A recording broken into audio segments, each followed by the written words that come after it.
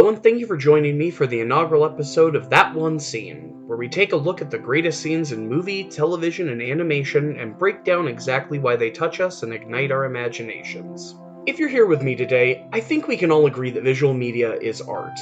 It has the ability to shock, awe, and raise emotions from what amounts to dancing light. In every movie, there's that one scene that just gets your juices flowing. And in this series, I want to highlight some of my favorites. On today's episode, we'll be looking at, in my opinion, one of the greatest expository scenes in all media. The scene in Obi-Wan Kenobi's hut in Star Wars Episode 4, A New Hope. To set the scene, just in case you haven't seen A New Hope recently, Luke Skywalker hears a snippet of a recording from R2-D2 of Princess Leia asking for help from an Obi-Wan Kenobi. Luke asks his uncle Owen if the hologram might be referring to Ben Kenobi, an old hermit that lives in the desert. Owen says that he is probably dead, but does state that Ben may have known Luke's father Anakin. R2-D2 goes missing, and when Luke is searching for it, he's ambushed by Tusken Raiders, and then saved by Ben Kenobi, who confirms that he is indeed Obi-Wan Kenobi. They go to Obi-Wan's hut to talk and to dive into the mystery of the hologram message inside R2-D2. Now, what follows is the greatest piece of exposition in movie history. Exposition is, at its worst, an info dump. It's information you need to know to give you context about the story, the place the story is in, and how what you are watching fits into a greater world. Done poorly, these are boring scenes. Hello, Neo. Who are you? I am the architect. I created the Matrix. I've been waiting for you. You have many questions, and though the process has altered your consciousness, you remain irrevocably human. Ergo, some of my answers you will understand, and some of them you will not. Concordantly, while your first question may be the most pertinent, you may or may not realize it is also the most irrelevant. Why am I here? Your life is the sum of a remainder of an unbalanced equation inherent to the programming of the Matrix. You are the eventuality of an anomaly which, despite my sincerest efforts, I have been unable to eliminate from what is otherwise a harmony of mathematical precision. Exposition tells you what you need to know, for sure, but where that might work for a novel, visual media is supposed to show, not tell. But A New Hope does tell you what you need to know, with acting from Mark Hamill and Sir Alec Guinness so compelling and full of emotion that you never realize you're being told the history of the Star Wars setting. As a bonus, the scene lays the foundation for the most interesting concepts in Star Wars, like the Jedi Knights, the Old Republic, the Clone Wars, and it set the scene for the fascinating stories explored in the prequel trilogy. Let's go ahead and start with the opening. No, my father didn't fight in the wars. He was a navigator on a spice freighter. That's what your uncle told you. He didn't hold with your father's ideals, thought he should have stayed here and not gotten involved. You fought in the Clone Wars? Yes. I was once a Jedi Knight, the same as your father. I wish I'd known him. He was the best star pilot in the galaxy. And a cunning warrior. I understand you've become quite a good pilot yourself. And he was a good friend. Now let's break this down. This scene is all about Anakin Skywalker, and it tells us everything we know about him and about Obi-Wan. They were both Jedi Knights, and they fought in the Clone Wars. That leaves us hungry for more. What were the Clone Wars? What was a Jedi Knight? For a sci-fi story, Knight evokes images that don't really fit. Shiny armor and swords would seem out of place in this galaxy. We also learn a bit more about Luke. He grew up in what looked like a loving family with his Uncle Owen and Aunt Beru. But we saw he also looks bored of this provincial life, and he longs for adventure. He feels like his uncle is holding him back, and when Luke says that he wishes he knew his father, what he is telling us is that even with his loving home, he still wishes he had known this man who he just learned more about than he had ever known. We also learn all that we really find out about Anakin. He was a soldier in a war. He was a Jedi Knight, whatever that means. He was the best pilot in the galaxy, a cunning warrior, and a good friend. This is the first real bit of genius acting in this scene. When Obi-Wan is talking about Anakin, he looks very wistful, longing and taking comfort and remembering what Anakin meant to him. And when he says he was a good friend, you believe him. That isn't acting. That's exactly how a person looks when they talk about a fallen loved one. His face tells you just as much about how he felt about Anakin as his words. It gives me chills every time. Let's continue on. reminds me. I have something here for you. Your father wanted you to have this when you were old enough, but your uncle wouldn't allow it. He feared you might follow old Obi-Wan on some damn fool idealistic crusade like your father did. Sir, if you'll not be needing me, I'll close down for a while. Sure, go ahead. What is it? Your father's lightsaber. This is the weapon of a Jedi Knight. Not as clumsy or random as a blaster. An elegant weapon for a more civilized age. For over 1,000 generations, the Jedi Knights were the guardians of peace and justice in the Old Republic. Before the Dark Times. Before the Empire. This introduces us to one of the coolest weapons in all sci-fi history, the lightsaber. Obi-Wan sets the stage. He says that it was the weapon of a Jedi, an elegant weapon, showing us more about what the Jedi were.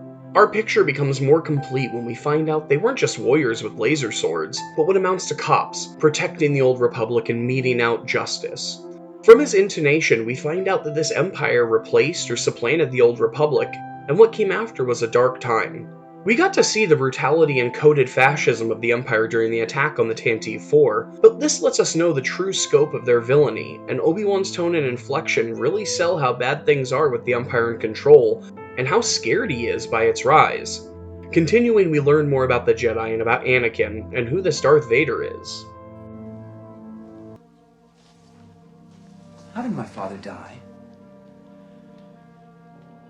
A young Jedi named Darth Vader, who was a pupil of mine until he turned to evil, helped the Empire hunt down and destroy the Jedi Knights. He betrayed and murdered your father. Now the Jedi are all but extinct. Vader was seduced by the dark side of the Force. The Force? And the Force is what gives the Jedi his power. It's an energy field created by all living things. It surrounds us and penetrates us. It binds the galaxy together. These lines are full of some amazing imagery. This Darth Vader, by virtue of being a former pupil of Obi-Wan's, helped the Empire exterminate the Jedi, and that he personally betrayed and murdered Anakin. This gives more stakes to Luke's journey. The Empire aren't just a bunch of jerks that replaced the Republic, but they killed all the cops and murdered Luke's father. This just became far more personal. We also learn more about the Jedi. They use an energy called the Force. What is it? Well, we get a small explanation from Obi-Wan, but we don't get the full picture. At this point, it's just a groovy energy field that binds the galaxy together, whatever that means.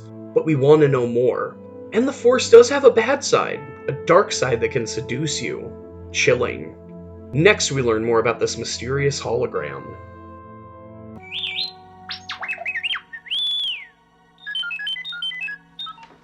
Now, let's see if we can't figure out what you are, my little friend. And where you come from. I saw part of the message. I seem to have found it. General Kenobi, years ago you served my father in the Clone Wars. Now he begs you to help him in his struggle against the Empire. I regret that I am unable to present my father's request to you in person, but my ship has fallen under attack, and I'm afraid my mission to bring you to Alderaan has failed. I have placed information vital to the survival of the rebellion into the memory systems of this R2 unit. My father will know how to retrieve it. You must see this droid safely delivered to him on Alderaan. This is our most desperate hour. Help me, Obi-Wan Kenobi. You're my only hope.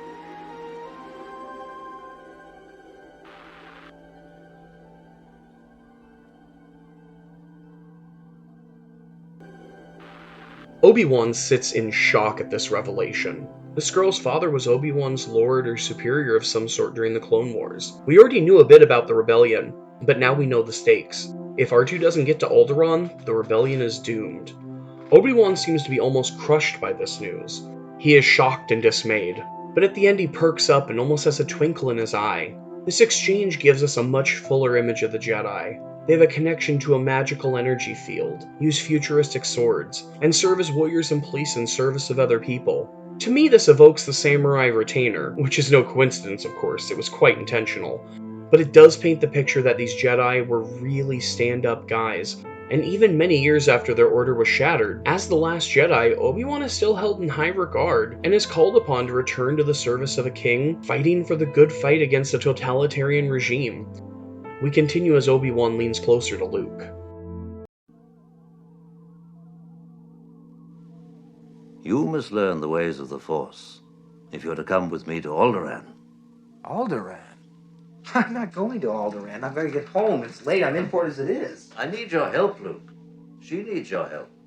I'm getting too old for this sort of thing.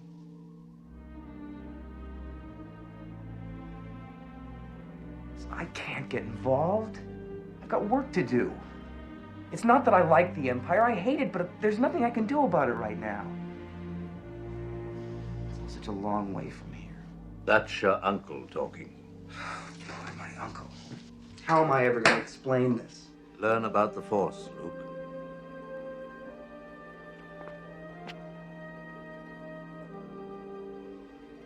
Look, I can take you as far as Anchorhead. You can get a transport there to Mos Eisley or wherever you're going. You must do what you feel is right, of course. This final exchange tells us a lot. Obi-Wan doesn't think he can fulfill this task. He's matter-of-fact about that he's too old, but not too old to pass on his knowledge of the Force to Luke. Luke shows some of his true colors here, and the influence of his family. He may yearn for adventure, but he is dedicated to them and can't just up and leave them on a damn fool crusade. Ironically, the Empire creates their own Bane when they kill Owen and Beru later. They give Luke the push that no magical story about his father or the destruction of the Empire would do. As Joseph Campbell would say here, he refuses the call. Obi-Wan doesn't push him either, just gives him the option of learning the Force, and in the end says he must do as he thinks is right. Maybe slightly deflated and dismayed, but he's not willing to cajole anyone into a mission. This exchange ends the scene, but we're filled with so much interesting information that it makes us want to know more without us ever knowing that was the intent. We learn so much about the history and setting, but also about the motivations of what seems to be our main characters. We know the pain of Obi-Wan's loss in his former glory. We know what Luke wants, but also that duty and family aren't just preventing him from leaving, but they're far more important to him than any adventure, no matter how important to the galaxy. We also learn how much he misses a man that he never met, and it sets up the tragedy to come in the next movie before it was ever dreamt of. It also sets up 4 movies, 3 wonderful animated shows, and paints the picture of a dynamic galaxy that we are just bursting to explore. Mark Hamill does some incredibly good acting in this scene. His longing, innocence, and what truly motivates his character are shown and not just conveyed through the words that he speaks, but the person that steals the scene is Sir Alec Guinness.